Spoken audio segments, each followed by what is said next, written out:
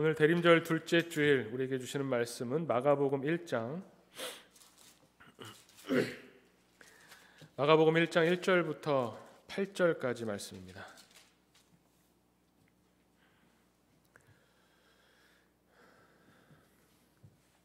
봉독하겠습니다. 하나님의 아들 예수 그리스도의 복음의 시작이라. 선지자 이사야의 글에 보라 내가 내 사자를 내 앞에 보내노니 그가 내 길을 준비하리라. 광야에 외치는 자의 소리가 있어 이르되 너희는 주의 길을 준비하라. 그의 오실 길을 곧게 하라. 기록된 것과 같이 세례 요한이 광야에 이르러 죄사함을 받게 하는 회개의 세례를 전파하니 온 유대 지방과 예루살렘 사람이 다 나아가 자기 죄를 자복하고 요단강에서 그에게 세례를 받더라. 요한은 낙타털 옷을 입고 허리에 가죽띠를 띠고 메뚜기와 석청을 먹더라. 그가 전파하여 이르되 나보다 능력 많으신 이가 내 뒤에 오시나니 나는 굽혀 그의 신발끈을 풀기도 감당하지 못하겠노라. 나는 너희에게 물로 세례를 베풀거니와 그는 너희에게 성령으로 세례를 베푸시리라. 아멘. 네, 오늘 말씀은 마가복음 1장 1절부터 8절까지 말씀을 읽었습니다. 그 중에서도 1장 1절 말씀이 어떻게 보면 마가복음을 시작하는 그런 말씀입니다. 오늘 특별히 전에는 제가 여러 형태로 결론을 앞부분에 내기도 하고 또 중간중간에 결론을 나눠서 내기도 하고 그랬는데 오늘은 그냥 편안하게 이 복음서에 관한 이야기부터 시작해서 한번 풀어보고자 합니다. 우리가 이 마가복음 1장 1절을 시작하면서 이 복음서에 대한 한번 생각을 해볼 수 있을 겁니다. 복음서는 아시는 것처럼 마태복음, 마가복음, 누가복음, 요한복음 4개의 복음서가 있습니다. 왜 굳이 복음서가 4개나 있을까요? 사실 예수님의 생애에 관해서는 하나만 있어도 예수님이 언제 태어나셨고 어떻게 자라나셨고 어떻게 공생애를 하셨고 제자들을 부르셨고 또 십자가에 죽으시고 부활하셨다. 복음서 하나만 있어도 될 것 같은데 예수님이 어떤 분인가를 보여주는, 가르쳐주는 복음서가 4개나 있습니다. 근데 우리는 너무 자연스럽게 받아들이기 때문에 복음서 4개지 이렇게 생각하는데 왜 4개일까를 생각했던 사람들이 예전에도 있었죠. 그래서 서기 AD 150년쯤 됐을 때 타티안이라고 하는 이런 분이 이 복음서를 하나로 합치려는 시도를 했습니다. 디아테사론이라는 책으로 예수님의 생애를 4복음서에서 이렇게 합쳐서 본인이 생각하기에 이제 겹치는 부분, 필요 없다고 생각하는 부분을 빼고 예수님의 생애를 합쳤는데 별로 이렇게 교회에서 쓰이지 못했죠. 또 복음서가 4개나 되다 보니까 그 중에서 가장 좋아하는 복음서가 생기죠. 가장 중요하다고 생각하는 복음서가 생길 겁니다.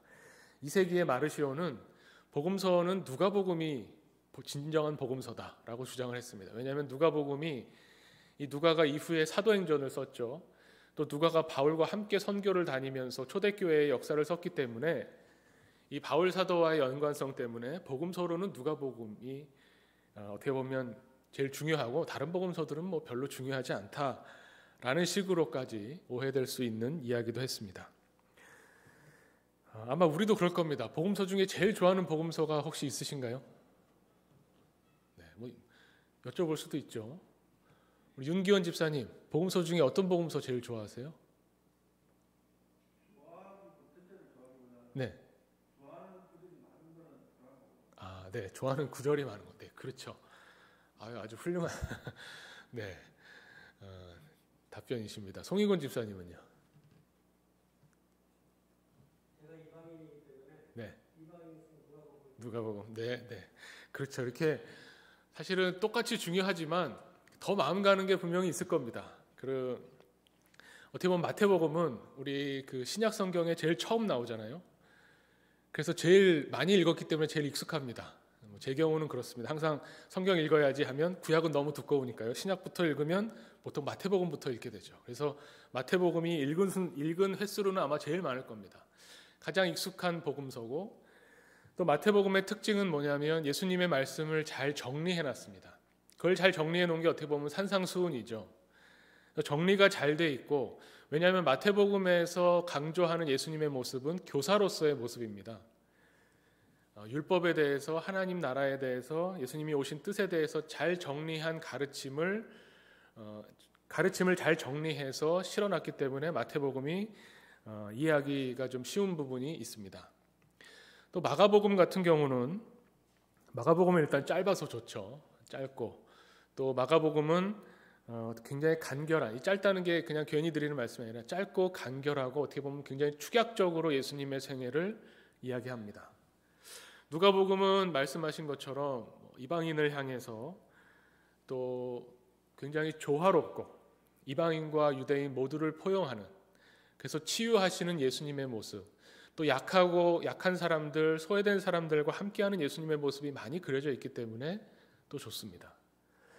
요한복음은 또 윤기현 집사님은 이 구절이 생각할 만한 구절이 많다고 하셨는데 그렇죠. 요한복음은 굉장히 영적인 복음서라고 이야기합니다. 그래서 뭔가 신비로운 부분도 많고 이해하기 어렵지만 곱씹으면 곱씹을수록, 한 구절이어도 곱씹을수록 뭔가 우리에게 많은 깨우침을 주는 그런 성경으로 보게 됩니다.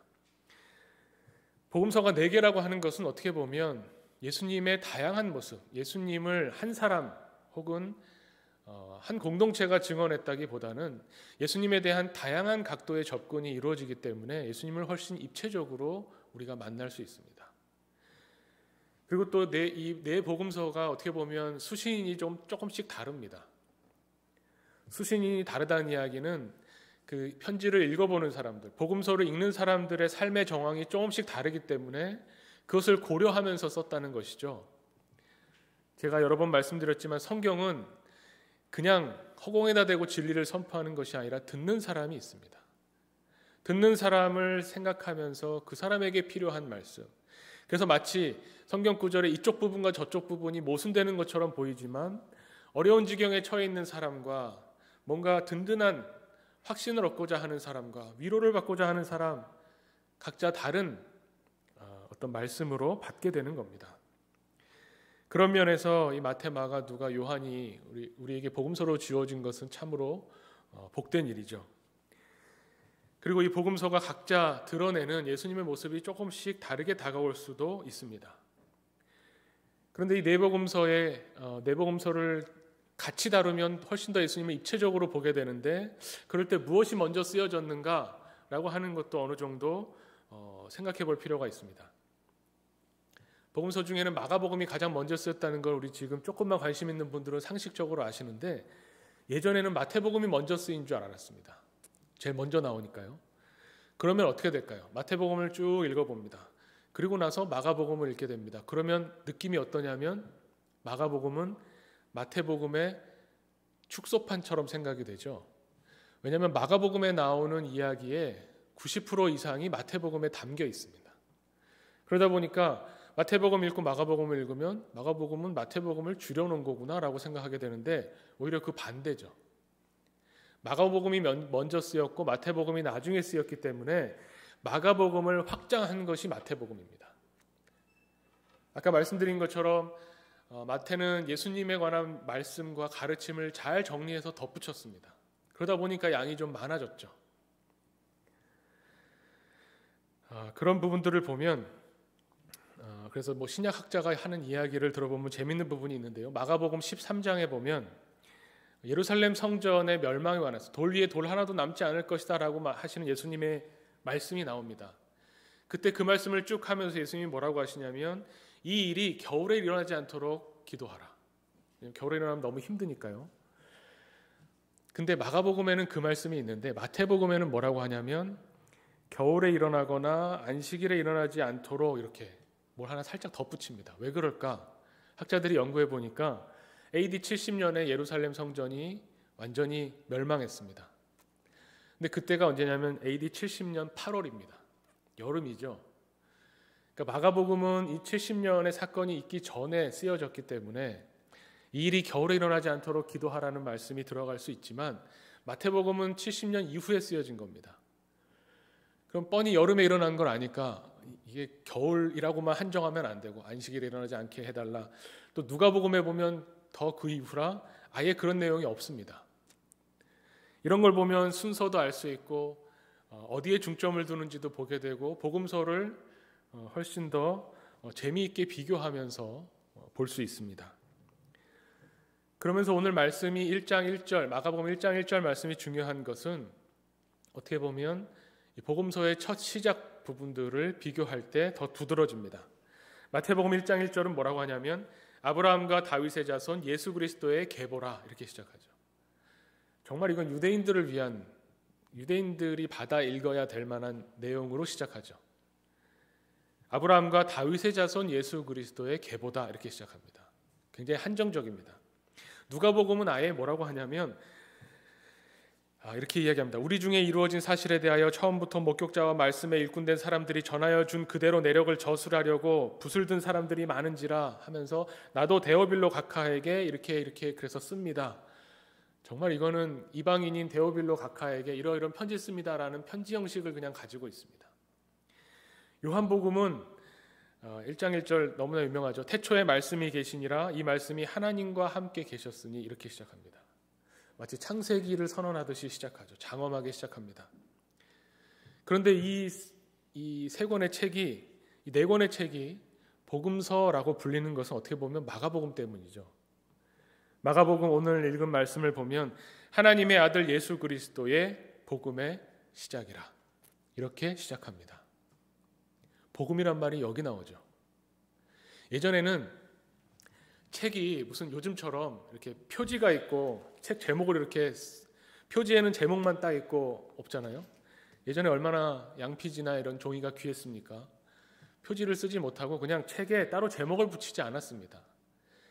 두루마리나 양피지에 가장 첫 번째 나오는 단어나 문장이 그 책의 이름이 되죠.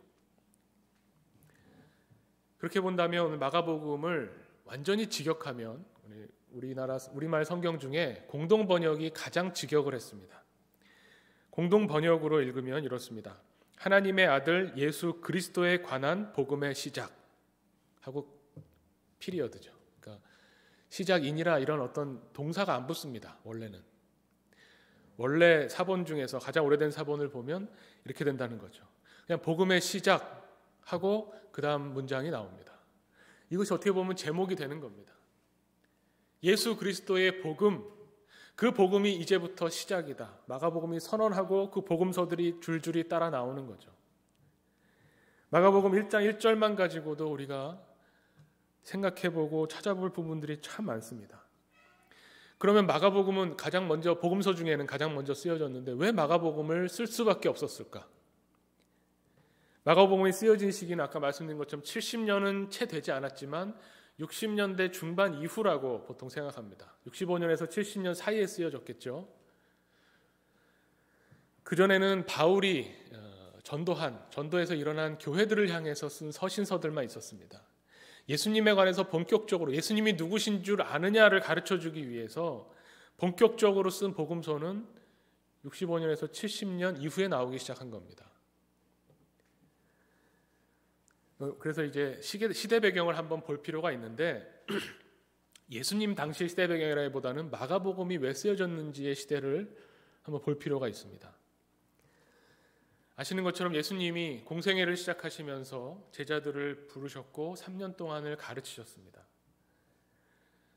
따라다니는 제자들은 예수님을 뭐라고 생각했냐면 마태복음에 나오는 것처럼 아브라함과 다윗의 자손, 예수 그리스도. 그리스도라는 말은 헬라어고요. 그리스도라는 헬라어를 히브리어로 이야기하면 메시아입니다. 메시아로 유대인들이 생각하는 개념을 가지는 그 메시아로 예수님을 생각하고 따랐습니다. 그 메시아는 구원자이면서 왕이죠. 그런데 예수님이 십자가에 달려 죽으신 사건을 맞이하면서 제자들은 다 뿔뿔이 흩어지고 도망갑니다. 메시아가 십자가에서 죽을 리가 없다고 생각했기 때문에 예수님과 함께 3년 동안을 공생의 생활을 하면서 예수님은 메시아고 예수님은 왕이 되실 것이라고 생각하다가 십자가의 죽으심으로 뿔뿔이 흩어졌다는 얘기는 예수님을 제대로 알지 못했다는 겁니다. 그런데 이후에 어떻게 됩니까? 성령이 임재하시죠. 성령 강림 사건을 겪으면서 성령을 통해서 이제 예수님이 누구신가를 제대로 알게 되었습니다. 예수님은 하나님의 아들 그리고 그리스도신 겁니다. 제가 메시아나 그리스도나 똑같은 말이지만 유대인들의 머릿속에 들어있는 고정관념으로서의 메시아와는 완전히 다른 분입니다. 그거를 똑같은 말을 좀 다르게 표현한다면 그리스도가 되겠죠. 마가복음이 어떻게 보면 그 그리스도를 고백하는 처음 시작이 되는 겁니다. 그런데 그렇게 해서 성령으로 예수님이 어떤 분인가를 깨닫고 모여서 교회 공동체를 이루어서 살아가다 보니 박해가 슬슬 시작되는 거죠. 처음엔 유대인들로부터 박해받다가 그 유대인들이 나쁜 영향을 미쳐서 이방 사회에서도 박해를 받게 되는데 결정적인 사건이 또 발생합니다. 초대교회가 형성되고 예수님이 부활하신 이후에 한 거의 30년쯤 20여 년 흐르고 나서 점점 교회가 형성이 됐지만 뭔가 핍박받고 어려움을 겪고 있는 사정 속에서 무슨 일이 벌어지냐면 AD 64년에 로마에서 큰 화재가 일어납니다. 혹시 로마의 대화재라는 거를 영화로 보신 분들 아실 겁니다. 저는 쿼바디스라는 영화에서 봤는데 거기서 보면 로마에 어마어마한 불이 나죠. 대화재가 일어납니다. 역사에 기록될 정도로 이 로마 화재가 64년 7월 19일에 일어났습니다. 당시 로마는 굉장히 목조로 집을 지었다고 합니다. 나무로 집을 지은 집들이 따닥따닥따닥 붙어 있어서 마치 미로처럼, 그러니까 요즘도 그렇지만 지방에 있는 사람들이 도시로 몰려오고 도시에서 사람들이 살기 시작하고 집을 짓는데 나무로 그냥 옆집에 붙어서 막 짓다 보니까 너무 복잡한 미로처럼 형성되어 있는 그곳에 불이 났는데 이 불이 일주일 동안 타오른 겁니다. 어마어마하죠. 그것 때문에 생겨난 집을 잃은 사람들이 얼마나 많겠습니까? 죽은 사람도 많을 것이고 집을 잃은 사람도 많을 것이고 이 어마어마한 대화재 때문에 민심이 굉장히 흉흉해졌습니다. 사람들이 울분에 가득 차죠. 집이 없어지고 몸이 고생하고 그래서 안 좋은 소문이 돕니다. 네로 황제가 이 불을 질렀다. 당시 황제가 네로인데요. 쿼바디스에 보면 네로 황제를 완전히 좀 미친 사람처럼 묘사하면서 시적인 영감이 떠오르지 않는다고 불을 한번 질르라고 그래서 불을 보면서 시를 지었다는 얘기가 나오는데 그게 당시에 돌았던 유언비어입니다.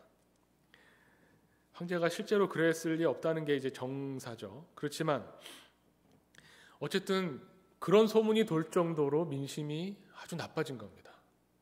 그래서 이 모든 원망을 어디로 돌렸냐면 기독교인들에게 돌렸습니다. 일부러 소문도 냈겠죠. 사악한 미신을 믿는 자들이다. 그리고 로마 제국에 의해 처형된 그리스도라는 사람을 믿는 자들이다 하면서 기독교인을 박해하기 시작했습니다. 로마 제국 단위에서 황제가 직접적으로 박해한 게 네로 황제로부터 시작이 됩니다. 313년에 공인받을 때까지 초대교회는 어마어마한 박해를 받았습니다. 이때 영화나 소설들로 많이 이야기 들으셨을 겁니다. 기독교인들을 잡아다가 콜로세움에 세우고 사자들의 밥으로 주고 이러면서 이 흉흉한 민심을 다스리려고 한 거죠. 희생양을 삼은 겁니다. 그러니 가뜩이나 유대인들로부터도 소외받는 유대계 그리스도인이 있고 유대인은 아니지만 이방인들 중에서 기독교 그리스도인이 됐다고 하는 것을 널리 알리지 못하던 때에 엄청난 박해가 로마 제국으로부터 오니까 초대교회 교인들이 너무 고통스러워하는 거죠. 엄청난 고난이 몰려오는 겁니다. 그때 무엇이 필요할까요? 예수를 그리스도라고 믿는 사람들이 모여 있는데 이 공동체를 향해서 사회로부터 세상으로부터 엄청난 박해가 시작됐을 때 예수님이 어떤 분인지 아느냐? 우리가 믿는 예수님은 이런 분이다라는 것을 제시해 주는 겁니다.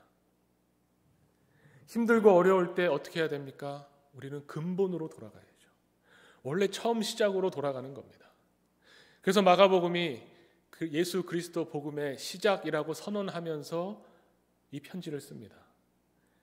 로마로부터 엄청난 박해를 받았던 교회를 향해서 예수님을 가르쳐 줍니다. 그래서 마가복음이 보여주는 예수님은 어떤 예수님이냐? 고난받는 종의 모습을 가지신 예수님입니다. 마가복음은 짧지만 간결하지만 그 모든 내용이 어떻게 보면 예수님의 십자가에 정점을 맞춰서 사건들이 벌어집니다. 십자가라고 하는 고난을 지고 가는 그 모든 과정을 보여주는 것이 마가복음입니다. 그래서 마가복음에는 예수님의 탄생 이야기도 없습니다. 예수님이 자라난 이야기 없습니다.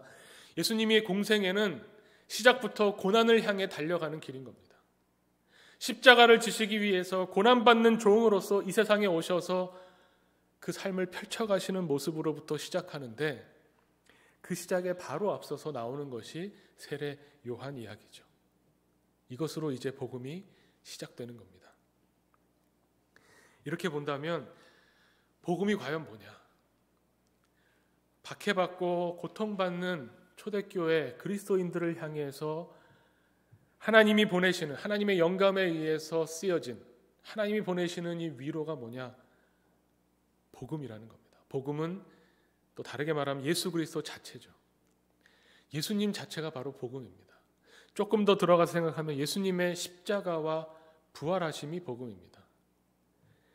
마가복음은 이것을 통째로 보여주는 겁니다. 예수 그리스도의 십자가와 죽음을 통한 예수님의 삶을 보여줍니다. 그러면서 1장 1절을 읽으면 하나님의 아들 예수 그리스도의 복음의 시작, 이렇게 하면서 시작이 되죠. 그럼 이 시작을 어떻게 달려가야 될까요? 16장까지 한 번에 달려가야죠. 사실 혹시 만약에 복음서를, 특히 마가복음서를요, 1장부터 16장까지 한 번에 앉은 자리에서 한 번에 읽어보지 않으셨다면 아직 꼭 한번 그렇게 읽어보시면 좋겠습니다. 통독이라고 보통 이야기하죠. 성경 통독 전체를 다 읽는 거지만 마가복음을 통독하면 중간에 끊지 않고 처음 1장 1절부터 16장까지를 한 번에 쫙 읽으면 또 다가오는 게 달라집니다. 마가복음 마지막 부분은 예수님의 부활에 관한 이야기입니다. 복음은 예수님의 십자가와 부활을 이야기하는데 부활은 놀라울 만큼 제가 짧다고 말씀드렸죠. 1장부터 16장까지는 어떻게 보면 십자가를 향해 달려가는 고난의 길입니다. 이게 이만큼 전부 다입니다. 그리고 나서 부활 이야기는 정말 짧게 나옵니다. 너무 짧아서 그 성경에도 보면 후대에 덧붙였다 싶을 정도의 내용이, 분량이 살짝 들어갈 정도로 원래 마가복음 자체를 보면 부활 이야기는 그냥 빈 무덤 이야기만 나옵니다. 그러면서 부활에 있어서의 핵심적인 메시지는 뭐였냐면 제자들에게 가서 전해라. 여인들이 빈 무덤을 봤죠. 그리고 천사들로부터 메시지를 받는데 주님이 갈릴리에 가서 기다리신다는 겁니다. 갈릴리에서 만나자. 그냥 그게 부활입니다. 갈릴리에서 만나자. 그 말은 뭡니까? 예수님이 처음 복음 사역을 시작하셨던, 복음을 처음으로 다시 돌아가서 다시 시작하자는 말씀이죠. 그래서 다시 돌아오면 다시 마가복음 1장 1절에 하나님의 아들 예수 그리스도의 복음의 시작으로 다시 돌아가게 됩니다. 복음이 우리에게 필요한가? 우리는 이미 예수님 믿는 사람들인데, 우리는 이미 그리스도인인데, 우리는 이미 죽으면 천국 갈 텐데 복음은 믿지 않는 사람들에게 전해야 되는 어떤 것이 아닌가 생각하지만 사실 정말 복음은 우리에게 필요한 겁니다. 우리가 신앙생활이 오래되었다고 해서 이제 복음이라고 하는 것에 집중하지 않는다면, 복음이 매일매일 우리를 새롭게 다시 시작해 주시지 않는다면 우리는 다시 옛날로 돌아가게 됩니다. 복음이라고 하는 것은 날로 우리를 새로워지게 하고 하나님 앞에 서게 하고 예수 그리스도가 어떤 분인가를 우리에게 계속 들려줍니다. 그 복음에 귀 기울이지 않는다면 어떻게 복음이 우리에게 기쁜 소식이 되겠습니까? 복음을 전하는 자의 이 기쁨에 우리가 어떻게 동참할 수 있겠습니까? 마가복음이 박해받고 고난받는 초대교회에 위로가 될 수 있었고 힘이 될 수 있었고 하나님께서 이것을 보내신 것은 그 고난이, 지금 교회가 당하고 있는 그 고난이 그리스도의 고난에 동참하는 것이다. 그리스도의 고난과 관계 있는 것이다라는 것을 알려주는 겁니다. 우리의 고난이 그냥, 예를 들면요, 내가 잘못해서 받게 되는 어려움이라면 그 고난은 별로 나에게 의미가 없을 겁니다. 내가 공부를 안 해서 시험 성적이 떨어졌습니다. 그것 때문에 부모님한테 혼나고 학교에서 요즘 맞지 않죠. 학교에서 혼이 납니다. 내가 잘못해서, 내가 공부 안 해서 겪게 되는 어려움인 겁니다. 내가 잘못했구나. 그렇다고 그 고통이 없어지는 건 아니지만 또 이런 고통이 있죠. 나는 잘못한 게 없는데 받게 되는 고통도 있습니다. 억울하죠. 나는 잘못한 거 없는 것 같은데 요즘 많이 생각합니다. 나는 그냥 목사인 것 뿐인데 어디 돌아다니기도 힘들고 혹시 걸리면 엄청나게 비난받을 텐데 목사라고 안 걸리게 할 수 있는 것도 아니고, 만약에 걸렸다면 제가 얼마나 억울하겠습니까? 목사라고 더 비난받을 테니까요. 근데 이거는 내가 잘못하지 않았지만 받게 되는 어려움 때문에 그냥 억울한 겁니다. 그냥 거기에서 고난과 고통의 의미를 찾는다면 별게 없습니다. 진짜 위로가 되려면, 진짜 내가 받고 있는 이 어려움과 힘든 것이 이것을 이겨낼 수 있고 이 고난이 나에게 있어서 뭔가 도움이 된다고 생각할 수 있는 것은, 진정한 위로는 이 고난의 의미를 찾아주는 겁니다. 당신이 고난받고 고통받는 그것이 아무 상관은 당신의 잘못 때문이거나 당신의 잘못이 없는데 억울함이거나 그런 것이 아니라 그리스도의 고난과 연결되어 있다. 예수 그리스도의 고난에 동참하는 것이다. 마가복음에는 예수님의 고난으로 가득 차 있습니다. 그거를 고난받는 교회에 주신 겁니다. 지금 나도 힘들어 죽겠는데 예수님이 고난받는 이야기 읽으면 좋을까요? 네, 좋습니다. 왜 그렇습니까? 예수님의 고난에 내가 동참하는 고난이거든요. 지금 내가 당하고 있는 고난은 의미 없는 고난이 아니고 억울한 고난이 아닌 겁니다. 하나님의 위로가 함께 하시는 그런 고난이 되는 겁니다. 그 고난에 동참할 때 위로에 동참하게 되죠. 제가 지난 수요일에 고린도후서 1장의 말씀을 가지고 나눴는데 1장 5절에 이렇게 이야기합니다. 그리스도의 고난이 우리에게 넘친 것 같이 우리가 받는 위로도 그리스도로 말미암아 넘치는도다. 우리의 이 고난은 그리스도의 고난과 함께하는 겁니다. 그리스도의 고난과 같은 것이고 그리스도의 고난이 우리에게 온 것이라고 성경이 우리에게 가르쳐주는 겁니다. 그럴 때 우리의 고난이 의미가 있습니다. 이 고난은 뭐냐면 죽고 다시 사는 고난입니다. 이 고난을 받았는데 예수님의 고난이 우리의 고난이고 우리가 여기에 참여하기 때문에 이제 이 고난은 사라질 것이다, 이런 것이 아니라 이 고난을 통해서 결국 죽게 되는 겁니다. 그런데 죽음으로 끝나는 것이 아니라 다시 사는 거죠. 이것을 보여주는 게, 이것을 예비하는 게 바로 세례 요한의 임무였다는 겁니다. 그것이 바로 세례거든요. 세례 요한 이름 자체에 이미 그 뜻이 담겨 있습니다. 세례라고 하는 것은 뭐냐면 죽었다가 다시 살아나는 거죠. 예수님의 삶을, 예수님이 어떤 분인가를 미리 앞당겨서 보여주고 우리도 거기에 동참함으로 그 상징적인 의미를 찾을 수 있는 것이 바로 세례입니다.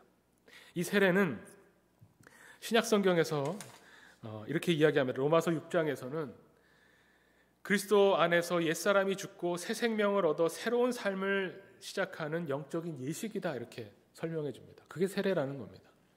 그게 그리스도인의 삶이라는 겁니다. 고난당하셔서 십자가에 죽으시고 다시 사신 예수님처럼 사는 것, 우리가 고난받는 것이 너무나 당연하고 그 고난이 그리스도의 고난에 동참하는 것이고 그것으로 우리가 죽는 것과 같은 고난이 있지만 결국 다시 사는 부활의 삶을 이 땅에서도 사는 사람이 그리스도인이다라는 것을 세례가 우리에게 보여준다는 겁니다. 고린도전서 10장에는 이 세례를 어디에 비유해서 설명해 주냐면 홍해 사건에 비유해서 이야기해 줍니다. 이 홍해 사건은 우리 너무나 잘 알죠. 이스라엘 백성이 홍해를 마른 땅으로 지나가서 구원받았다. 그런데 홍해 사건에서 제가 출애굽기를 이야기할 때 말씀을 드렸을 텐데요. 홍해 사건에서 반드시 기억해야 될 게 뭐냐면 홍해를 건너서 살아난 이스라엘만 기억할 것이 아니라 홍해 바다를 건너다가 죽은 애국 군대도 생각해야 된다는 겁니다. 애국 군대는 거기서 죽었습니다. 하나님의 백성 이스라엘은 홍해를 건너서 살았습니다. 이 죽음과 삶이 홍해 사건에서 다 드러난다는 겁니다. 그래서 고린도전서에서는 이 홍해 사건을 통해서 세례를 가르쳐 줍니다. 세례라는 것은, 세례받은 그리스도인이라는 것은 홍해에서 죽은, 애굽에서 종살이하던 그 애굽을 끊어내 버리고 이미 죽음으로 끝내고 예수 그리스도의 제자로 다시 사는 새로운 삶을 시작하는 사람들, 그 사람들이 세례받은 그리스도인이라는 겁니다. 홍해는 어떻습니까? 이스라엘 백성이 지나고 났더니 다시 합쳐졌죠.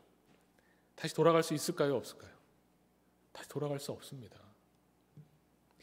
광야 생활, 이제 남은 건 광야 생활밖에 없습니다.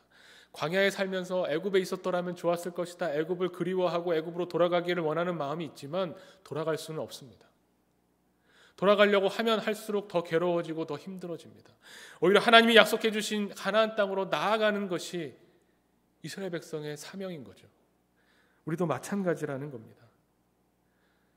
그래서 이 복음이 시작되면서 예수 그리스도를 미리 보여주는 세례 요한을 통해서 복음이 다시 시작이 됩니다.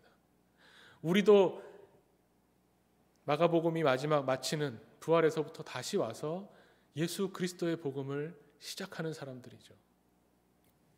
왜 제가 1절만 놓고 말씀을 전했으면 복음의 시작으로 됐을 텐데 그 뒤에 나오는 이 세례 요한의 이야기를 보면서 왜 굳이 예비하셨어야 되나?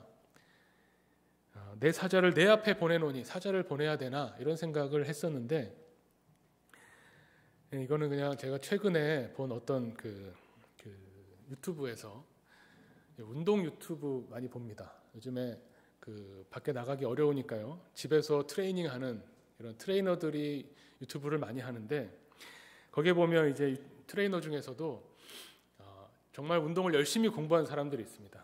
몸으로도 본인이 해보고 또 이론으로도 공부해보고 그러면 정설로 되어 있는 지금 어떻게 보면 과학적으로 된 것이 뭐냐면 어떤 부위별로 살을 뺄 수는 없다는 겁니다. 안타깝게도 뱃살을 빼고 싶어서 복근 운동을 한다고 뱃살이 빠지지 않죠. 팔뚝살을 빼겠다고 여기를 운동한다고 여기가 빠지지 않습니다. 빠지는 부위는 사람마다 조금씩 다르지만 전체적으로 빠진답니다. 그러니까 제대로 트레이너 중에서도 제대로 공부한 사람들은 그렇게 하는데 그런데 이제 헬스장에 온 이제 초보자들이 보통 뭐라고 합니까? 트레이너한테 가서 저 뱃살 빼고 싶은데 무슨 운동 해야 되나요? 이렇게 물어보죠. 근데 이제 제가 봤던 이분은 그냥 유산소 운동 하세요. 이렇게 얘기했다는 겁니다. 되게 힘 빠지잖아요. 어떤 운동을 하면 이 복부 아니면 옆구리 살이 빠질까요? 하는데 사실 그런 운동은 없으니까요. 그냥 유산소 운동 하세요. 또 어떤 초급자가 와서 물어본답니다. 여기 있는 이 자전거 타기가 더 좋을까요? 아니면 러닝머신을 뛰는 게 더 좋을까요? 정답은 뭡니까? 이분이 그냥 열심히 하세요. 뭐든 상관없습니다. 뭐 자전거를 타던 러닝머신에서 뛰던 혼자 제자리 뛰기를 하던 열심히 하면 빠집니다. 두 개 중에 뭐 고민할 필요가 없죠. 근데 그렇게 얘기하면 어떻게 됩니까? 초급자는 힘 빠져서 운동장을 아예 안 옵니다. 그래서 본인의 과거를 반성하는 겁니다, 이분이. 근데 제가 그 트레이너가 반성하는 걸 보면서 저도 반성이 됐습니다. 뭐냐면 저도 막 한참 신학 공부하고 막 열심히 성경 읽고 그런데 새신자가 와서 저한테 물어봅니다. 목사님, 어떻게 기도하면 기도 응답을 잘 받나요? 뭐라고 대답해야 됩니까? 소망을 가지고 반드시 이루어주신다는 믿음을 가지고 열심히 기도하시면 됩니다. 저도 옆에서 돕겠습니다. 이게 정답인데 모범 답안인데 저는 뭐라고 했냐면 그 하나님 마음이죠. 사실 기도 응답이 어떻게 받느냐 하나님 마음이죠. 우리가 뭐 별짓을 다 해도 소용없습니다. 하나님이 알아서 하시는 겁니다. 근데 그렇게 말해주면 기도하고 싶겠습니까? 기도하고 싶지 않죠. 그런 겁니다.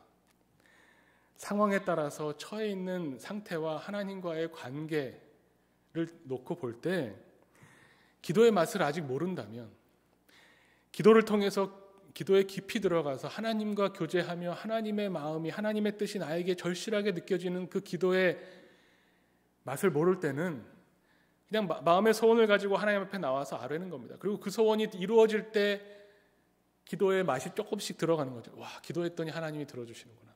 기도했더니 하나님이 내 기도를 들어주시는구나. 그 재미에 계속 기도하게 되잖아요. 그런 단계가 필요한 것이고 처해 있는 상황이 다른 것인데 그래서 복음서도 4개나 있는 거죠. 마가복음은 어떻게 보면 고통받고 있는 극심한 고난과 박해를 받고 있는 교회를 향해서 주신 말씀입니다. 어떻게 보면 지금 우리에게 필요한 말씀입니다. 진짜 힘들 때 정말 죽을 것 같을 때 우리에게 필요한 게 뭔지 아느냐? 다시 복음으로 돌아가서 복음에서부터 다시 시작하는 거다. 가장 기본적인 것, 가장 근원적인 것, 예수 그리스도의 십자가의 고난을 돌아보면서 지금 내가 받는 이 고난이 주님의 고난에 동참하는 것이었으면 좋겠습니다. 아니, 동참하는 것이라고 하나님께서 약속해 주셨으니 그 소망을 믿고 내가 위로를 받습니다. 이것이 마가복음을 통해서 우리에게 주시는 위로라는 겁니다. 복음의 시작이라고 선언하는 이 시작은 2가지입니다. 우리가 복음을 잘 안다고 생각하지만 우리는 어제 만난 예수님을 오늘 동행할 수 없습니다. 오늘 예수님을 새롭게 만나야죠. 복음이 말해주고 있는 예수가 누구신가? 예수는 우리에게 과연 어떤 존재인가를 우리는 매일매일 다시 시작하면서 새로운 예수님을 만나는 겁니다. 그리고 시작한다는 것은 또 우리 삶에 있어서 이 새롭게 만나는 예수님을 모시고 동행하면서 우리의 삶을, 우리 그리스도인으로서의 생활을 다시 시작해보는 겁니다. 복음이 우리 삶에서 새롭게 시작되어 펼쳐나가듯이 세례 요한으로부터 시작해서 갈릴리에서 제자들을 모으시고 제자들을 데리고 다니시면서 병든 자를 고쳐주시고 귀신 들린 자의 귀신을 쫓아주시며 기적을 일으키셔서 하나님 나라가 무엇인지를 가르쳐주시는 예수님의 삶에 동행하면서 우리의 생활도 다시 시작하는 겁니다. 그것이 우리에게 얼마나 큰 위로가 되는지, 우리가 아무리 어렵더라도 아무리 힘들더라도 이것이 그리스도의 고난, 그 고난에 내가 참여하는 것이라고 하는 이 위로의 말씀을 붙잡을 수 있다면, 그렇다면 우리는 그리스도인으로 지금 이 21세기 한국 사회를 살아가게 됩니다. 주님께서 이 마가복음을 우리에게 말씀하시면서 하나님의 아들 예수 그리스도에 관한 복음, 또 그리스도의 복음, 이 복음이 너희들의 삶에서 시작되기를 원하신다고 말씀하십니다. 이 복음의 시작에 동참하는 우리 하나교회 공동체 되기를 간절히 바랍니다. 함께 기도하겠습니다.